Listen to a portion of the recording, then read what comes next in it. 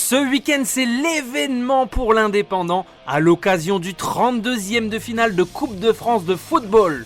Le Football Club de Canet-en-Roussillon reçoit l'Olympique de Marseille dimanche soir au stade Gilbert Brutus de Perpignan. L'Indépendant vous propose de prendre la température avant l'événement sportif du week-end. Alors ce week-end, c'est l'événement en pays catalan et forcément dans l'Indépendant puisqu'on va assister au 16e de finale de la Coupe de France de foot. Canet, le club de Canet se retrouve opposé à l'OM. Le match a lieu dimanche soir à partir de 21h à Gilbert Brutus à Perpignan. Je suis avec Thierry Bouldoir, que les amateurs de sport dans le département connaissent bien. Thierry Bouldoir, rédacteur en chef adjoint de l'Indépendant. Thierry, on va parler ensemble de ce match à proprement parler. Et déjà, commençons par la Coupe de France. La Coupe de France, c'est l'occasion pour des clubs plus modestes que les clubs pro d'accéder à de grands matchs. C'est le cas aujourd'hui pour Canet. Comment les joueurs ont-ils accueilli le fait d'accéder maintenant au 16e de finale? Comment les joueurs vivent-ils C'est franchement magique pour eux. Alors c'est magique pour tout un club, mais c'est magique pour eux parce que ce sont tous des joueurs qui ont souvent connu les centres de formation, donc de très bon niveau, qui n'ont pas réussi à percer dans le foot pro, qui ont refait après une carrière intéressante dans le foot amateur ou semi-pro, comme est aujourd'hui le niveau de Canet, et les joueurs sont ravis aux anges. Il y a plus de joueurs blessés, il y a plus de joueurs qui a des soucis, il y a plus de problèmes. Tout va très bien. Jouer l'OM en plus dans le sud de la France, à part ici le Barça, je pense que c'est le club que beaucoup de joueurs préfèrent et rêvent d'avoir joué. Donc effectivement, ils sont, je veux dire, comme des enfants devant un cadeau de Noël en fait, effectivement. Hein. Alors, surtout que la saison a pas été simple. On a vécu l'épidémie de Covid. Comment il y a des matchs forcément qui n'ont pas pu se jouer. Arrêté, tout à fait, ouais. Comment est-ce qu'ils ont pu se préparer pour ce... Alors la saison a été complètement arrêtée à partir du deuxième confinement, donc octobre si je me trompe pas. Il y a eu plus de matchs jusqu'à la fin du mois de décembre. Il y avait juste, on va dire, une préparation physique, mais un petit peu étirée. Et les matchs pour nous, les entraînements, on a eu le droit de reprendre les entraînements à partir du début janvier, parce qu'on était qualifié en Coupe de France justement. Donc le club a repris une vie normale à Canet et l'entraînement depuis le début janvier. Donc effectivement, ils ont eu ce mois pour se préparer et puis les premiers tours de Coupe de France sont repartis et tout le mois de février a été donc les 5 tours de Coupe de France qui permet aujourd'hui à Canet d'affronter Marseille. Donc ils ont retrouvé, j'allais dire, une vie normale de footballeur depuis maintenant 2 gros mois à peine. Une vie normale de footballeur mais sans public. Et sans public. C'est le gros souci.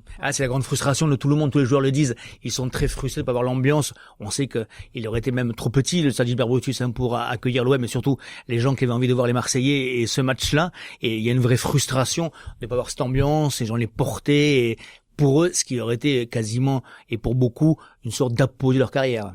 Alors on a vu ce match, l'endroit où allait se jouer ce match a été compliqué, ouais. Le choix du site a été compliqué. Ça sera finalement donc le stade Gilbert Brutus à Perpignan. Mais est-ce que du côté des joueurs, il n'y avait pas quand même une envie d'aller jouer au Vélodrome? Oui, certains, oui, bien sûr. Alors, ils le disaient comme demi-mot, parce que ça faisait un petit peu, je vais faire mon selfie au Vélodrome et je pense pas à jouer, mais il y a des joueurs qui se disaient, c'est l'unique chance de ma carrière d'aller jouer au Vélodrome. Après, ils ont compris, d'abord, premièrement, que le Vélodrome serait lui aussi vide. Donc bon, le Vélodrome, il a beau être très beau, vide, il y a quand même moins d'impact. Et puis, il y a ce côté, malgré tout, on veut quand même rester sur le territoire.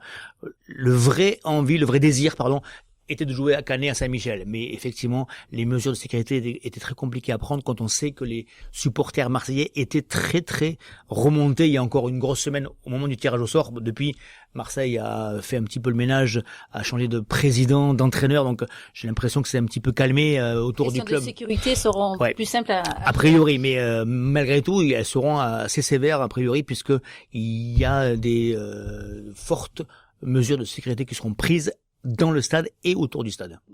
Et à Gilbert Brutus, alors je me suis laissé dire qu'il y avait une petite, pas polémique, mais débat sur la tonte de la pelouse. Alors en fait, oui. Alors en fait, c'est assez drôle. En fait, alors il y a un règlement qui permet à ce que la tonte de la pelouse soit entre 26 mm et 32 mm.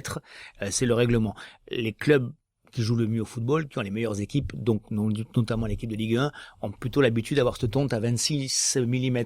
Et les Canétois se disent que si on pouvait rajouter 3 ou 4 mm et freiner un tout petit peu le ballon, ce serait pas si mal pour rééquilibrer un tant soit peu les chances. Par contre, vraiment, il faut saluer les gens qui entretiennent le stade Gilbert Brutus. La pelouse, c'est vrai qu'il n'y a pas eu de match de dragon, hein. Là aussi à cause du Covid, mais la pelouse est extraordinaire. Sans rien dévoiler, est-ce que tu peux nous parler un petit peu de comment est-ce qu'ils se préparent à ce match? Ils partent sur quelle base? Alors en fait, ils partent sur une base, je trouve qu'il y a beaucoup d'intensité, il y a beaucoup de motivation, et après, je pense que l'enjeu est clair, hein. Il y a pas match, hein. L'OM est bien sûr 200 fois meilleur que Canet, à l'image du budget de Canet qui est d'1 million d'euros, et Sud-Ouest de 250 millions, donc c'est normal, et c'est logique. Mais il y a toujours une chance, une petite chance à tirer, et il me semble que l'entraîneur canétois et tout l'effectif canétois a plutôt envie de tenter de la jouer en jouant au football, que en étant dans une situation un petit peu de destruction. Donc voilà, c'est un petit peu l'esprit de cette équipe-là depuis le début. Maintenant après, elle joue quand même contre une équipe qui est extraordinaire, même si elle a fait pas une saison extraordinaire, qui reste extraordinaire. Canet quand même a sa chance. Oui, alors oui, bien sûr, il y a une chance. Elle est petite, elle est minuscule, mais bien sûr qu'il y a une chance. D'abord parce que Marseille est pas si bien que ça. C'est peu dire que c'est mouvementé et torturé côté marseillais. Après, le mauvais côté des choses, c'est que Marseille est un petit peu largué en championnat. Donc, pour avoir une chance de jouer la Coupe d'Europe, la Coupe de France devient quasiment l'option numéro 1. Donc, ce qui aurait pu être un match un petit peu où on faisait tourner les effectifs, on disait bon, on va aller voir un peu ce qui se passe sans trop se stresser, peut devenir pour eux un match important. Vous pourrez venir, non pas avec l'équipe réserve, voilà. Mais alors avec une équipe mixte, mais mixte étant plutôt force, oui, c'est ça. J'imagine que Canet viendra pas avec l'équipe réserve. Très bien, écoute, merci Thierry. Merci à vous. Rendez-vous dimanche soir sur l'indépendant.fr pour suivre en direct ce match. Merci. Merci.